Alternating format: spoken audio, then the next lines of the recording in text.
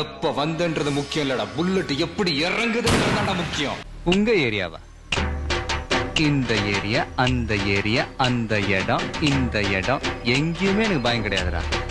ஏன்னா ஆல் ஏரியாவிலயும் ஐயா கில்லிடா. அப்படியே கொஞ்சம் திரும்பி பாருங்கண்ணா.